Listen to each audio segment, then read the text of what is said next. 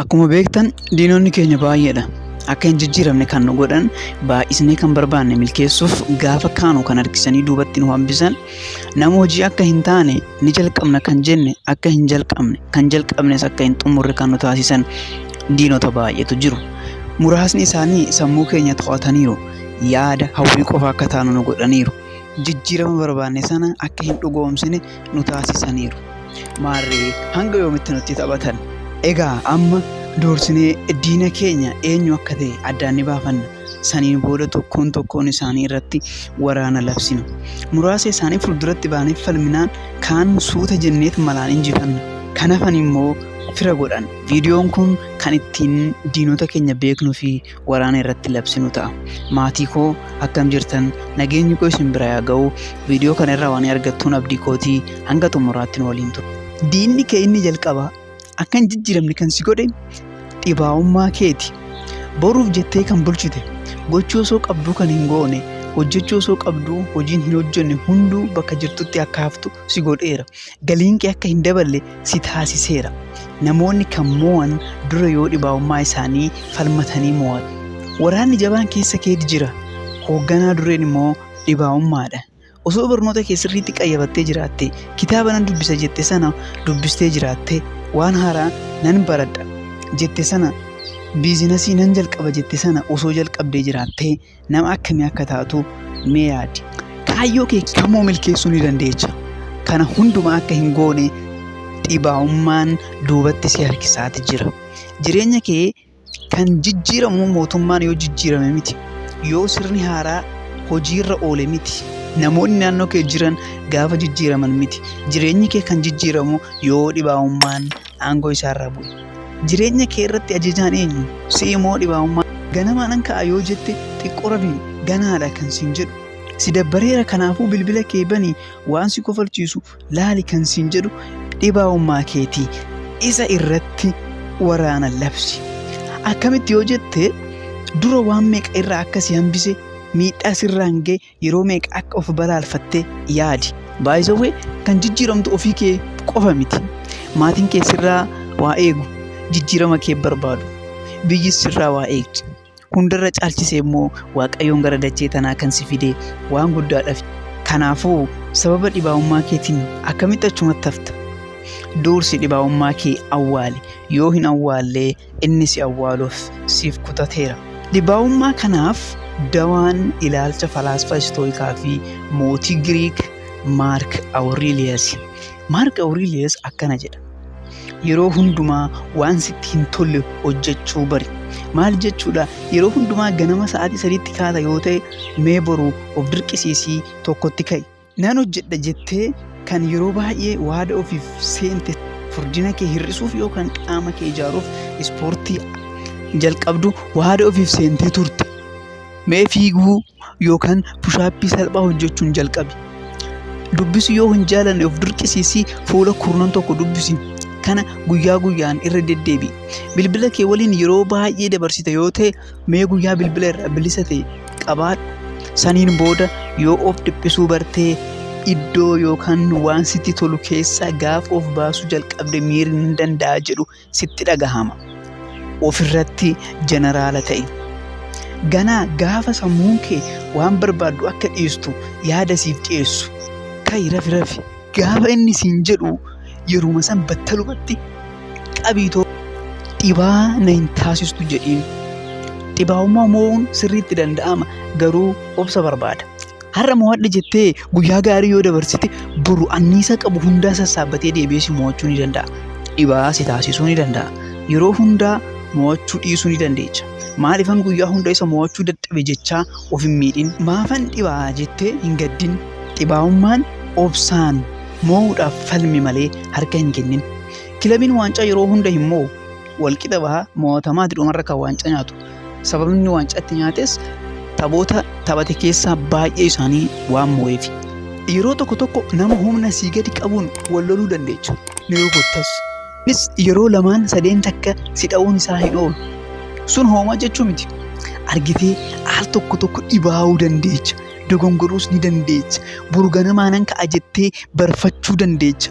Rakkoo hin qabu garuu guyyaa itti aanu of jajjabeessii gara hojii keetitti seeni. Dhibaa'ummaa kanarratti waraana labsi. Lammaffaa irratti kan sammuu kee to'ate bakka jirtutti kan si hambise jijjiirama namoota biroo akka laalaa inaaftu kan si taasise sodaa keeti. Sodaan waan itti amante akka hin goone si taasisa. Waan baay'ee jalqabuu ni barbaadda. Hojii haaraa, biizinasii haaraa, waan haaraa. Garuu yoon hin milkoofne hoo namni maal naan jedha jedhanii kan sodaatan baay'eedha. Isaan keessa tokko si ta'uu danda'a. Namoonni baay'een erga dulloomanii booda jireenya keessan keessatti wanti gaabbitan maali? Kan sirreessuu barbaaddan maali jedhamanii gaafa gaafataman baay'ee kanan gaabbuu nan godha jedhee namoota sodaadhee osoon akkana godhe jedhee sababa sodaa koon kanan dhiisee deebi'ee osoon sirreeffadhee jedhu.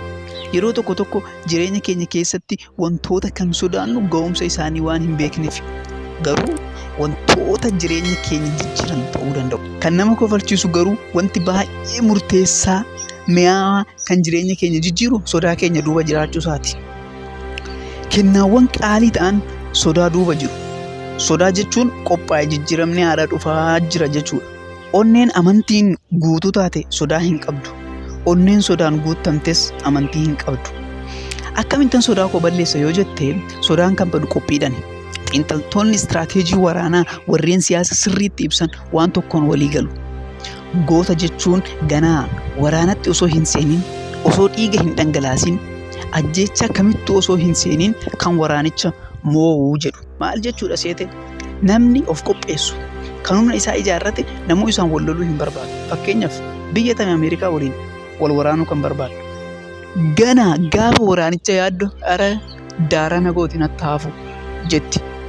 Argitee atis yoo of ga'oomsite, yoo of qopheessite, beekumsaan, amala gaarii, kaapitaalaan, fiizikaalaan waan kamiinuu yoo of qopheessitee sodaanuu si sodaata. Saniin booda waan si sodaachisu waliin falmuu dandeecha. Kanaafuu qophaa'i. Jireenya kee keessatti wanti guddaa milkeessuu barbaaddu maali? Isaaf akkamitti qophaa'aa jirta? Sadarkaa barnoota akkamii, beekumsa akkamii, bartee akkamii, qusannaa akkamiitu si barbaachisa? Xiqquma xiqqoon yoo jalqabde hoo isteeppiin kan sodaante sana yoo onnatte hoo jireenya kee ultimately jijjiiruu ni dandeecha. Sadaffaa irratti kaayyoo kee akka hin milkoofne gufuu kan sitti ta'an namoota. Namni hunduu siif gaarii hin yaadu. Sidhiisituu hooggantoonni amantaa nabiyyoonni namootaan dhiibamaniiru. Isaan gaarii ta'anii osoo jiranuu deebiin namootaa garuu neegatiivatti ta'eera. Kanaafuu namni hunduu na jaalata jettee hin yaadin. Nama hundaa gammachiisus hin hawwin. Namoota gosa lama si faana jiru. Tokkoffaa warra kaayyoo kee cinaa dhaabbatan kan si gargaaran jabaadhu kan siin jedhanidha. Lammaffaan immoo beekaniis ta'e osoo hin beekin warra gufuu sitti ta'anidha. Bakkuma jirtutti akka haftu kan barbaadan isaan akka fakkaattu dhiibbaa sirraan ga'uu danda'u. Kan isaan nyaatan nyaattee, kan isaan xuuxan xuuxxee, kan isaan dhugan dhugdee, kan isaan qamaan qamaatee gadi buutee akka isaan yaadanitti yaaddee to'annaa isaanii jala galtee akka haftu kan barbaadan jiru. Isaan kun kallattiin dhiibbaa sirraan hin ga'an, alkallattiin si to'achuu barbaadu. Kanaafuu yoomi kan isaan jalaa bilisa baatu. Si waliin ta'anii miiraaf sammuu kee irratti olaantummaa fudhachuuf warreen tattaaffatanis diinota keeti. Isaan irrattis waraana labsita. Yoo waan tokko yaadde waan negatiiva namoonni sitti himan jiru. Kaayyoo fedhii fi abjuu kee gaafa itti himtu gonkumaa akka hin dandeenye, siin akka hin milkoofne, sammuu keenya akka yaadamuu hin dandeenye, even sirumaata akka hin dandeenye kan sitti himan jiru. Hin dandeechuu adabadhu taayi eessa ga'oo fi kan qabdu irra na bulchi jedhii kan siin jedhan hawwii kee hundaa kan si jalaa dukkaneessan jiru. Namoota akkanaa waliin hin oolin. Dawaan isaa oolmaa kee jijjiirudha. Yaada isaanii sammuu isaanii jijjiiruu hin dandeechu. Kan dandeechu of jijjiiruu qofa. Filadhu yookaan isaan yookaan kaayyoo kee. Jijjiirama dhugaa gaafa fiddu namoonni irraa fagaachuu qabdu jiru. Kan gaddisiistus jiru. Inni immaa badeemi eenyuuf hin jedhaa siin jechuu ni danda'u.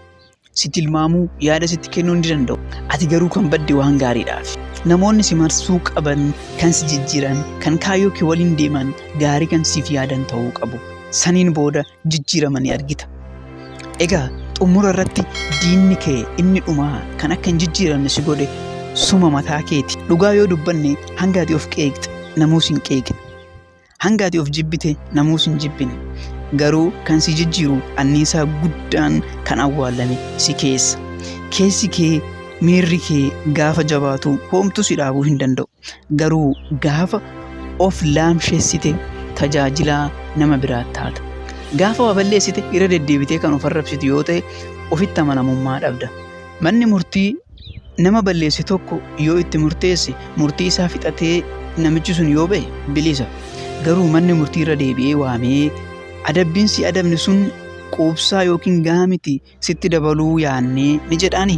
Gonkumaa hin jedhuun hin danda'us. Yakka tokkoon yeroo lamaan sadi hin adabamu. Ati garuu badii al tokko raawwatteen yeroo hundaa of qeeqxa. Osoon akkas gochuu baadhee jiraadhee ofiin jetta. Al tokko yoo of qeeqxe sin ga'u kanaafi atumti diina kan ofitti taatu. Kan hanga ammaarratti waraana labsine garuu amma ofirratti kan labsitu jaalala. Wantoota gaarii goote san yaadadhu. Rabbi osoo si gargaaruu baatee obsa osoo siif kennuu baatee qormaata ati darbuu hin dandeenye baay'ee turan. Si'i kan isaan keessa darbe. Rabbi siif godhe yaadadhu, galateeffadhu, yeroo san humna argatta. Kan kalee milkeessite gaafa yaaddu boruuf hin sodaachisu. Waan baay'ee akka dandeechuu onnatta. Of jabeessi, jabaadhu of hin jedhi. Jechi of hin jettu anniisan isaa baay'ee jabaadha. Jechi lafee cabsaa garuu lafee hin qabu jedhamaa miti. Waan si haaromsan of hin jedhi. Keessattuu kan Rabbi siif godhe yaadadhu. Waa'ee maatii keetii, waa'ee fayyaa keetii, waa'ee sadarkaa barnoota keetii, waa'ee onneef kalee keetii, ijaaf miila keetii bilisaan argachuu kee yaadadhu too waaqa kee galateeffadhu. Diina kee isa kanaan yoo wal jaalatte wanti ati hin dandeenye hin jiru. Akka kaan irratti waraana labsite of kee irratti immoo jaalala labsadhu. Maatii koo hanga ammaatti waan na waliin turtaniif galatooma. Viidiyoo biraan hanga wal agarrutti nagaan naaf tura.